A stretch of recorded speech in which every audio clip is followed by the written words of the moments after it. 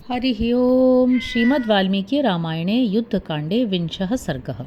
शार्दूल के कहने से रावण का शुक को दूत बनाकर सुग्रीव के पास संदेश भेजना, वहाँ वानरों द्वारा उसकी दुर्दशा, श्री राम की कृपा से उसका संकट से छूटना और सुग्रीव का रावण के लिए उत्तर देना।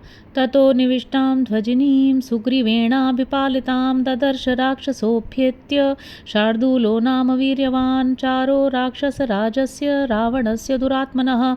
तां दृष्ट्वा सर्वतो व्यग्रां प्रतिगम्य स राक्षसः आविश्य लंकां वेगेन राजानमिदमब्रवीत्। इसी बीच में दुरात्मा राक्षस राज रावण के गुप्तचर पराक्रमी राक्षस शार्दूल ने वहां आकर सागर तट पर छावनी डाले पड़ी हुई सुग्रीव द्वारा सुरक्षित वानरों की सेना को देखा। सब और शांत भाव से स्थित हुई उस विशाल सेना को देखकर वो राक्षस लौट गया और जल्दी से लंकापुरी में जाकर राजा रावण से यों बोला, एषो वै वानरक्षोर्धुग्धो लंकां समभिवर्तते अगाधश्च प्रमेयश्च द्वितीय इव सागरः।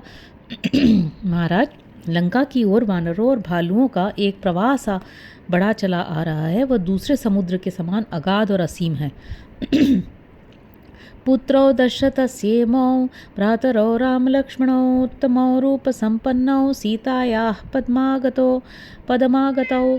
राजा दशरथ के ये पुत्र दोनों भाई श्री राम और लक्ष्मण बड़े ही रूपवान और श्रेष्ठ वीर हैं। वे सीता का उद्धार करने के लिए आ रहे हैं। एतौ सागर मासाद्य सन्निविष्टौ महाद्युते वलं चाकाशमावृत्य सर्वतो दशयोजनं तत्त्वभूतं महाराज क्षिप्रं वेदितुमर्हसि। महातेजस्वी महाराज, ये दोनों रघुवंशी बंधु भी इस समय समुद्र तट पर ही आकर ठहरे हुए हैं। वानरों की वह सेना सब ओर से 10 योजन तक के खाली स्थान को घेर कर वहाँ ठहरी हुई है। ये बिल्कुल ठीक बात है। आप शीघ्र ही इस विषय में विशेष जानकारी प्राप्त करें। तव दूता महाराज क्षिप्रमर्हन्ति वेदितुम उपप्रदानम सांत्वं वा भेदो वात्र प्रयुज्यताम। राक्षस सम्राट, आपके दूत शीघ्र सारी बातों का पता लगा लेने के योग्य हैं, अतः उन्हें भेजें। तत्पश्चात जैसा उचित समझे वैसा करें।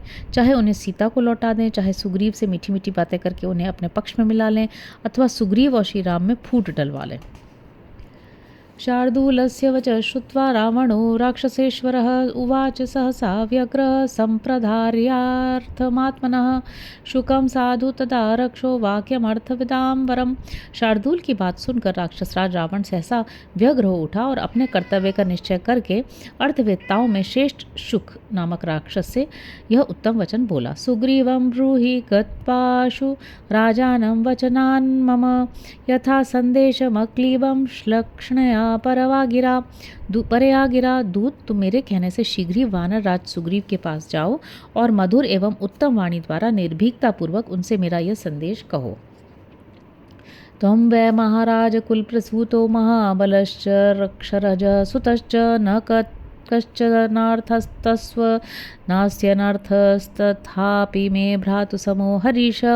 वानरराज, आप वानरों के महाराज के कुल में उत्पन्न हुए हैं, आदरणीय वृक्ष रजा के पुत्र हैं और स्वयं भी बड़े बलवान हैं। मैं आपको अपने भाई के समान समझता हूँ। यदि मुझसे आपको कोई लाभ नहीं हुआ है तो मेरे द्वारा आपकी कोई हानि भी नहीं हुई है। अहं यद्यहरं भार्यां राजपुत्रस्य धीमतः किं तत्र तव सुग्रीव किष्किन्धां प्रतिगम्यताम्। सुग्रीव, यदि मैं बुद्धिमान राजपुत्र राम की स्त्री को हर लाया हूँ तो इसमें आपकी क्या हानि है।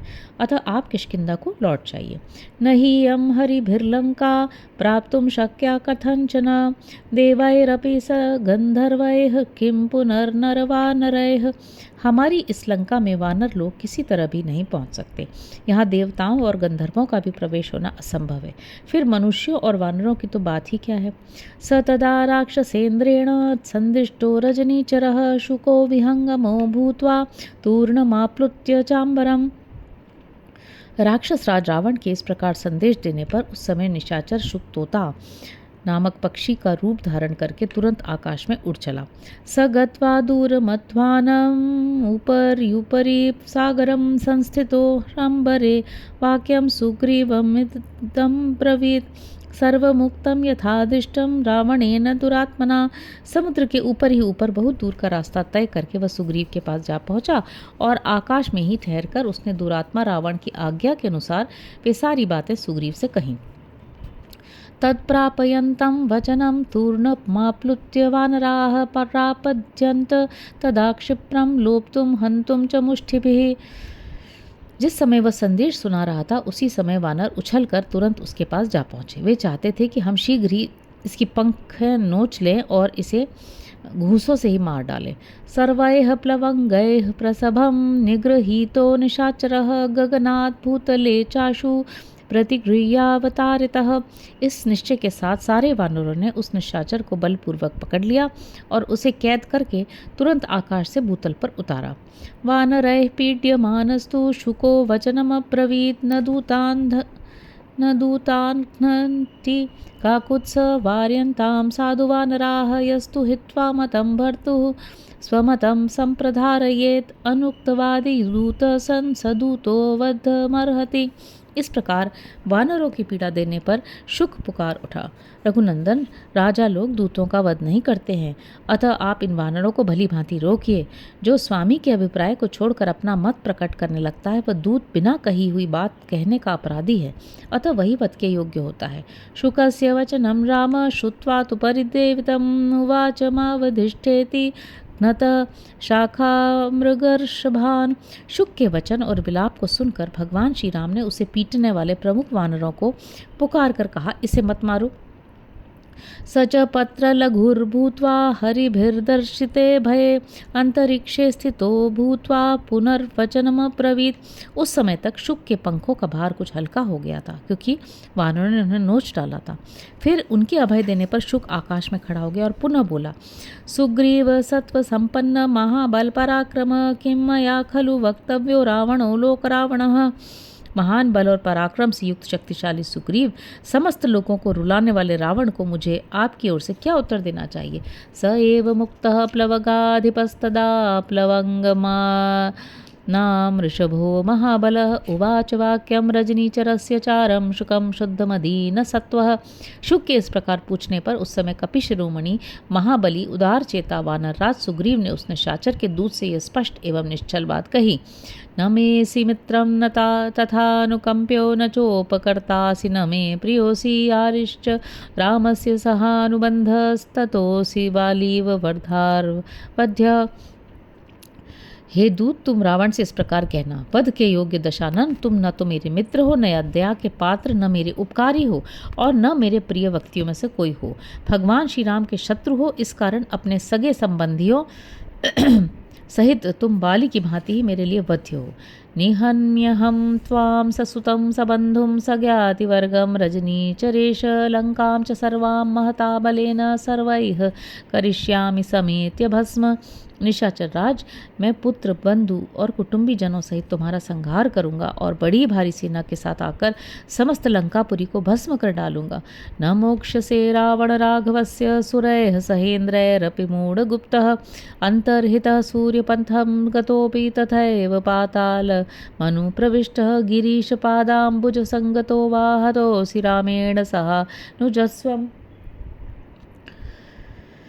मूर्ख रावण, यदि इंद्र आदि समस्त देवता तुम्हारी रक्षा करें तो भी श्री रघुनाथ जी के हाथ से अब तुम जीवित नहीं छूट सकोगे। तुम अंतर्धान हो जाओ, आकाश में चले जाओ, पाताल में घुस जाओ अथवा महादेव जी के चरणाविंदों का आश्रय लो, फिर भी अपने भाइयों सहित तुम अवश्य श्री रामचंद्र जी के हाथों से मारे जाओगे। तस्य ते त्रिषु लोकेषु न पिशाचम न राक्षसम त्रातारम नानुपश्यामि न गंधर्वम न चासुरम। तीनों लोकों में मुझे कोई भी पिशाच, राक्षस, गंधर्व या असुर ऐसा नहीं दिखाई देता जो तुम्हारी रक्षा कर सके। अवधीस्त्वं जरावृद्धं गृध्रराजं जटायुषं किं नु ते रामसान्निध्ये सकाशे लक्ष्मणस्य च हता सीता विशालाक्षी यां त्वं गृह्य न बुध्यसे। चिरकाल के बूढ़े गृध्रराज जटायु को तुमने क्यों मारा? यदि तुम में बड़ा बल था तो श्री राम और लक्ष्मण के पास से तुमने विशाल लोचना सीता का अपहरण क्यों नहीं किया? तुम सीता जी को ले जाकर अपने सिर पर आई हुई विपत्ति को क्यों नहीं समझ रहे हो?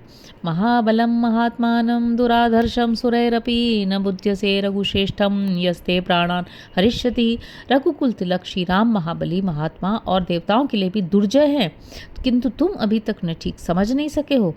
वे तुम्हारे प्राणों का अपहरण करेंगे। ततो ब्रवीद वालिसुतोऽप्यंगदो हरिसत्तमः नायं दूतो महाराज चारक प्रतिभाति मे तुलितं हि बलं सर्वमनेन तव तिष्ठता